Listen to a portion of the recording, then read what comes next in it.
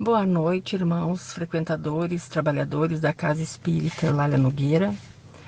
Vamos à realização de mais um Evangelho no Lar. Tocou-nos do capítulo 13, muitos os chamados e poucos os escolhidos, sobre os itens 3 ao 5, a porta estreita.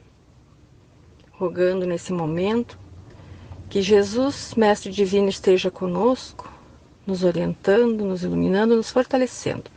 Que possamos, assim, absorver todos os ensinamentos contidos nessa pequena parte de luz do nosso Evangelho. Item 3, a porta estreita.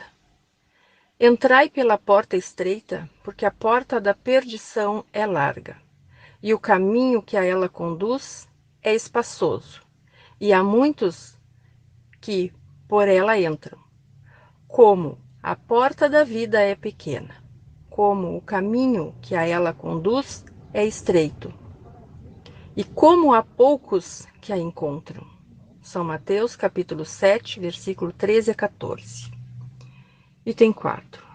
Alguém, lhe tendo feito essa pergunta, Senhor, haverá os que se salvam? Ele respondeu, fazei esforços para entrar pela porta estreita, porque eu vos asseguro que vários procurarão por entrar e não o poderão. E quando o pai de família tiver entrado e fechado a porta, e que vós, estando do lado de fora, começardes a bater, dizendo, Senhor, abri-nos, ele vos responderá, eu não sei de onde sois. Então recomeçareis a dizer, comemos e bebemos em vossa presença, e vós ensinastes em nossas praças públicas. E ele vos responderá, eu não sei de onde sois. Retirai-vos de mim, todos vós que cometeis a iniquidade. Será então que haverá prantos e ranger de dentes, quando vereis que Abraão, Isaque, Jacó e todos os profetas estarão no reino de Deus, e que vós outros serei exortados para fora. Virão do Oriente e do Ocidente, do setentrião e do meio-dia, os que terão lugar ao fenismo no reino de Deus. Então, aqueles que são os últimos serão os primeiros, e aqueles que são os primeiros serão os últimos. São Lucas, capítulo 13, versículo 23 a 30. Item 5. A porta da perdição é larga, porque as más paixões são numerosas, e o caminho do mal é frequentado pela maioria. A da salvação é estreita, porque o homem que quer transpô-la deve fazer grandes esforços. Sois sobre si mesmo para vencer as suas más tendências, e poucos a isso a resignam. É o complemento da máxima, há muitos chamados e poucos os escolhidos.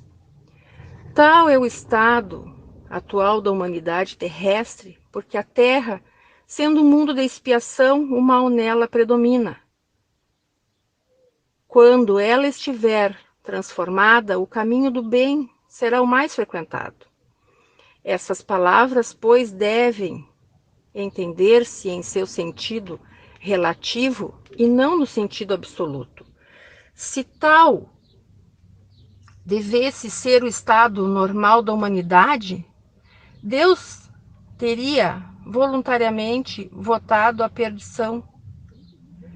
A imensa maioria de suas criaturas, suposição inadmissível, desde que se reconhece que Deus é todo justiça e todo bondade, mas que ações más esta humanidade poderia se tornar culpada para merecer uma sorte tão triste em seu presente e em seu futuro, se ela estava inteiramente relegada na Terra, e se a alma não tivesse tido outras existências?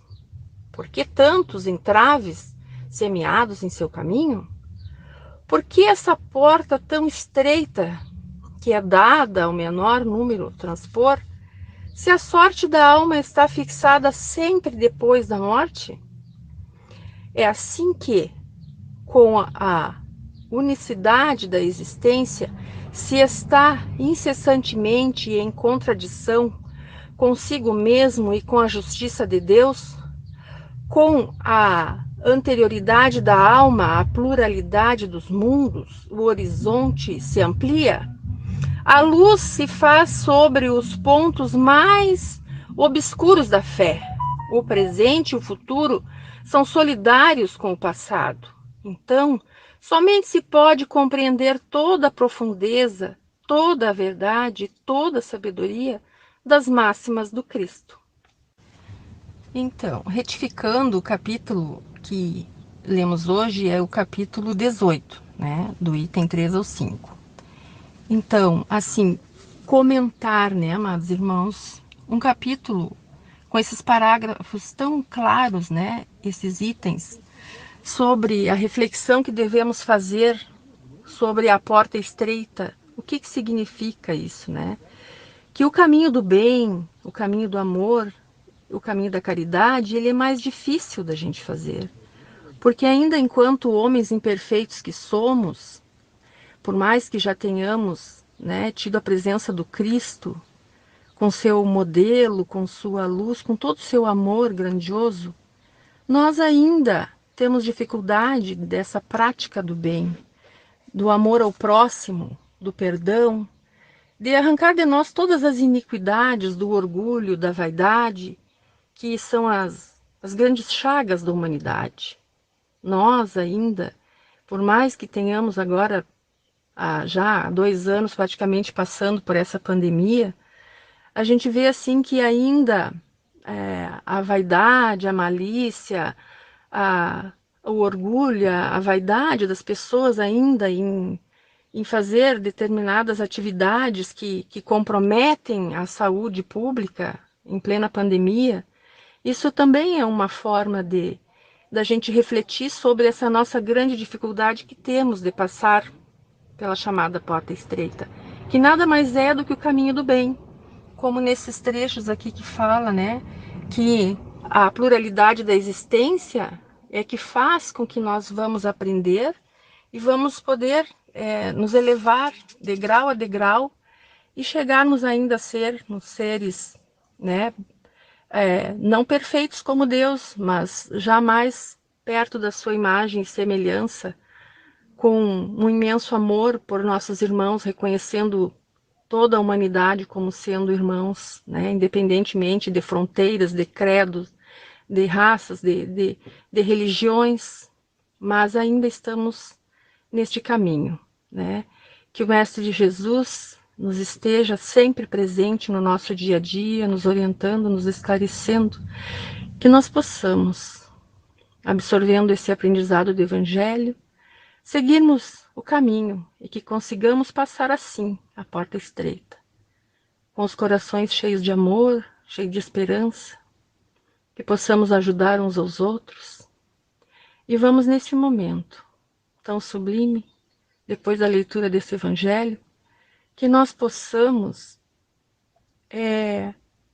atingir assim um estado de paz. Vamos pedir pelos irmãos que estão postos aqui na relação do Evangelho para receber o tratamento do espírito, o tratamento do corpo físico, que ao ouvirmos este Evangelho hoje possamos ser tocados pelo amor do Cristo. Que a sua luz branca e alva nos envolva a todos, incluindo aqueles irmãos que estão em nossos pensamentos, a todos esses corações partidos, que Jesus possa nos confortar, que Jesus possa nos curar e nos conduzir no caminho do bem, e que possamos sempre praticar o amor e a caridade. Vamos pedir pelas nossas águas que estão postas nas nossas mesas, nas geladeiras, que essas águas possam ser medicamentosas, possam receber o fluido medicamentoso do Cristo, Jesus Cristo médico. Ele possa curar as nossas almas, nossas chagas, nossas feridas. E que assim seja, irmãos. Uma boa noite a todos.